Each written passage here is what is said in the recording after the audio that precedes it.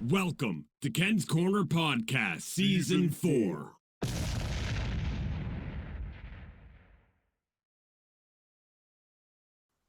Hi, everyone. This is Ken Judge here on Ken's Korner Podcast, and I got something a little different for you today.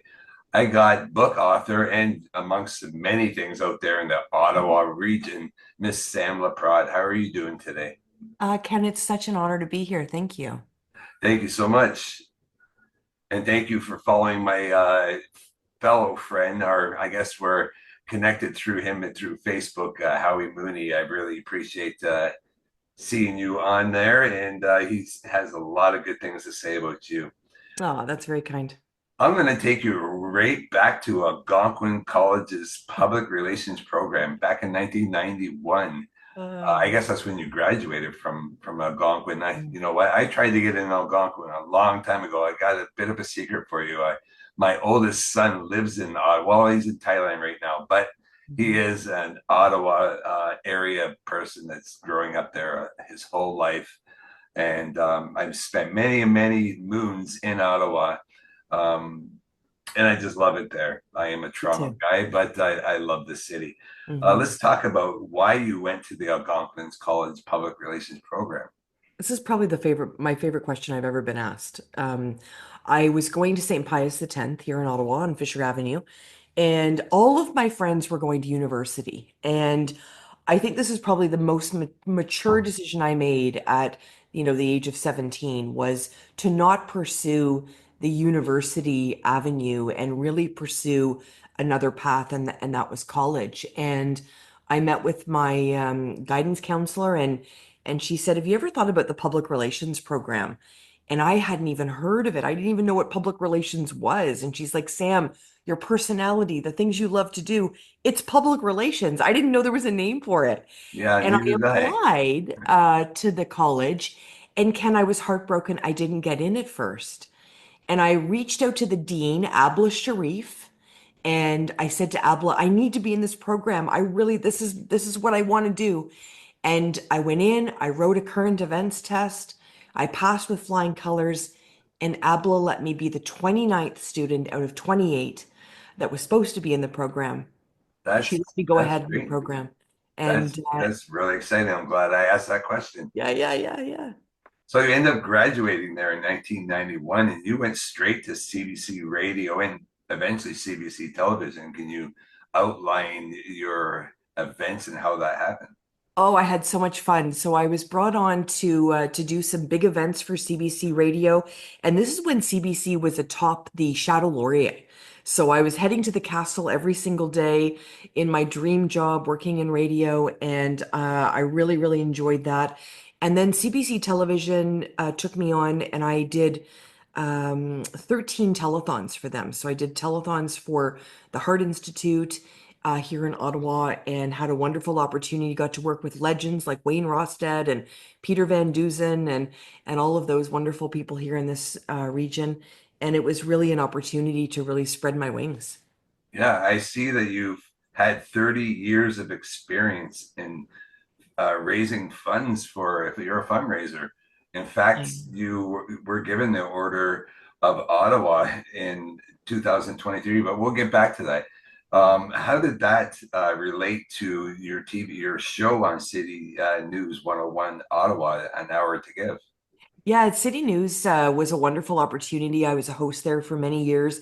The show has transitioned, and now it's on Country 1011 as well as Rogers TV Ottawa. And really, it was my love of philanthropy, my love of radio, and taking those two things and combining them. I worked at the Ottawa Mission for about a decade, and I was always trying to jam in our story into 30 seconds, and it's impossible to do. So really, it was an opportunity for me to go to a local radio station and say, I think there's an hour worth of content here. There's some really good stories, and so much of our news, especially these days, is sort of doom and gloom.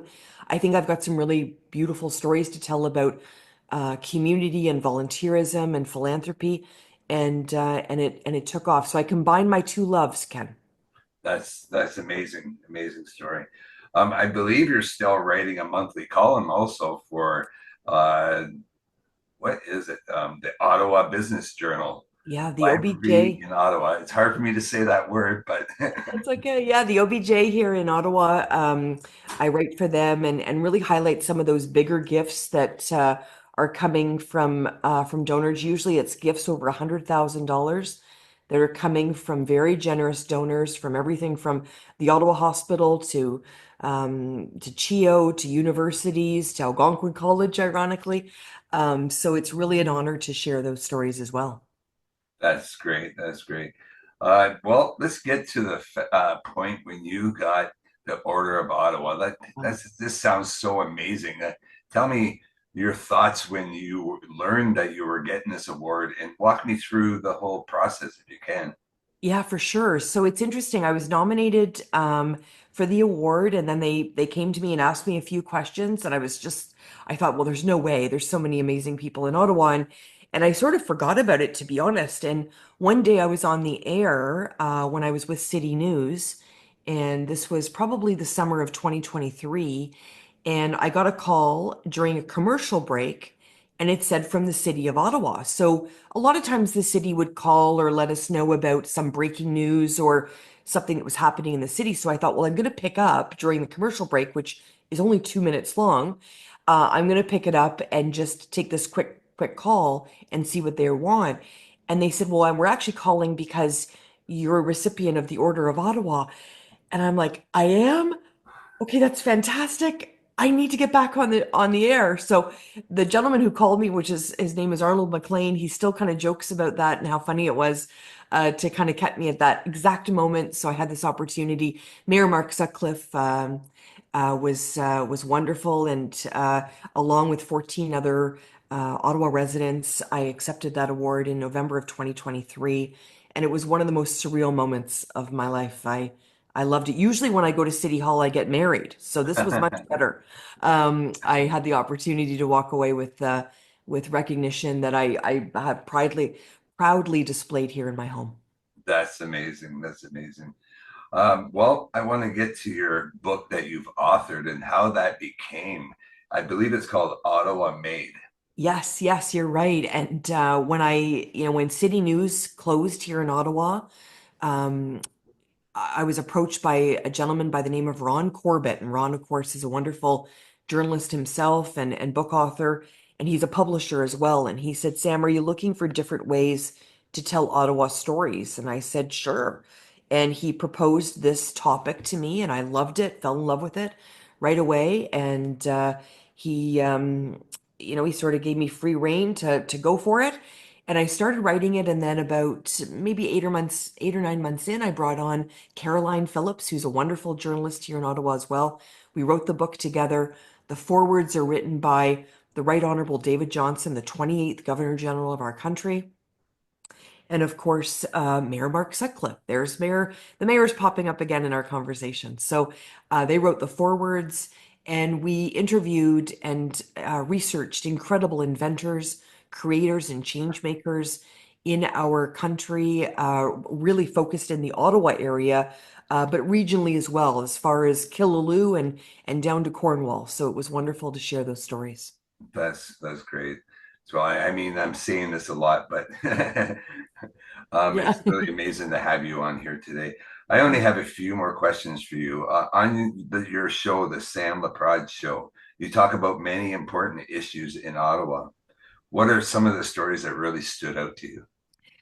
During that time, it was, I think about it, and it was, I was brought on to do that show because, of course, Mayor Mark Sutcliffe wasn't the mayor at the time. He was a radio host, so he left his position to run for mayor, and I took over that time slot, and that was in 2021.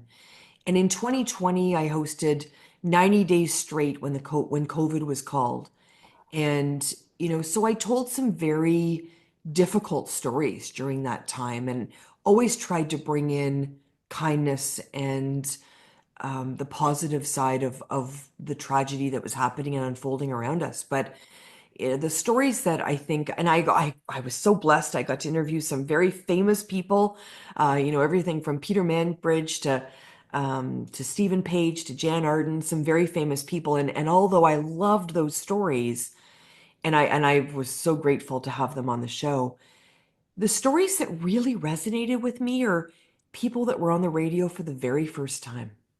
And there's a story that I think about all the time, and it was a mom whose son was out with his friends and he had overdosed, and his friends, I put friends in quotes, his friends left him in a ditch on the side of the road. And his mom came on to talk about the tragedy of addiction and the tragedy of what transpired that night. And that interview, her voice was shaking.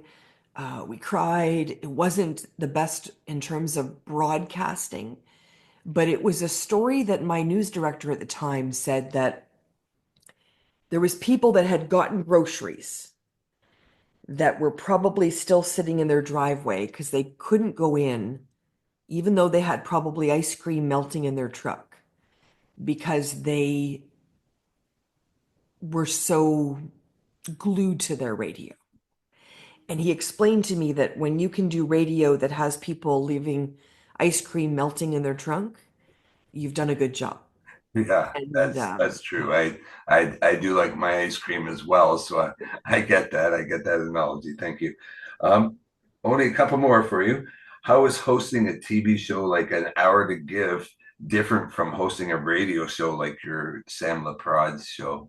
well, the very first thing is I have to brush my hair now. I could get away with it on radio and not have any makeup on and all that good stuff. But being on TV, there's all those visual cues. I was interviewing somebody recently and there was a very emotional moment and the person sort of reached across the desk at me, and you don't get that on radio. So as much as I love radio because it really is my first love, there is something very special. And being able to show B-roll, being able to show photos that really sort of enhance and enrich our conversation, that's also very positive as well.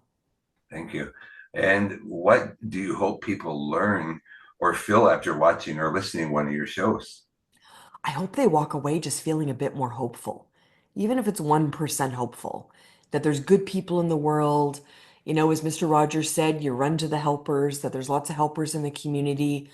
And I'm hoping as well that we are able to share resources that are available. If somebody's watching and maybe they're having a mental health issue, that they see the mental health resources that are available in the community as an example. There's cancer coaching, there's youth mentorship.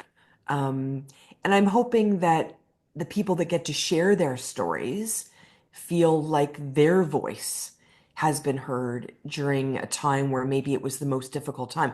I've had people on the show that were told they were dying of cancer, and I'm interviewing them 7 years later because of a clinical trial or something that went on at the Ottawa hospital. So yeah, it all boils down to hope, Ken. Yeah, that's so true.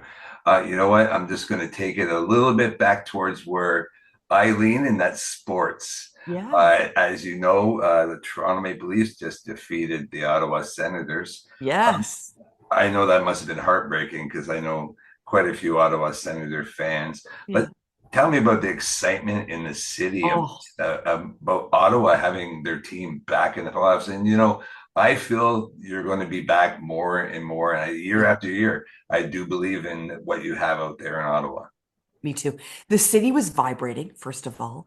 There's so many sort of check boxes here.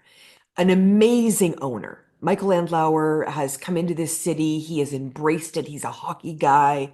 He is personable. He's emotional. You saw him like so excited, when people when obviously the players were scoring and people were cheering. So I think that checkbox was a really big one for us. Our captain stepped up in such a big way.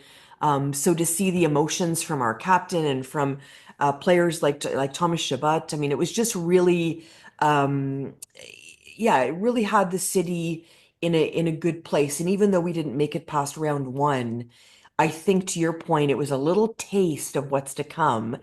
And I think for the first time, probably since '07, I had actually seasons tickets in '07. I think since '07, I could actually picture that cup coming down Elgin Street in Ottawa, coming down Sens Mile. And I thought, you know what, I think you'll see it in the next 5 years. I think you'll see the Senators bring that cup to Ottawa. Yeah, I really do hope to see that. I would love to be in Ottawa to see that. Of Yeah. course, I won't wear my Maple Leaf colors that day, but Thanks, Ken. I appreciate it. Yeah.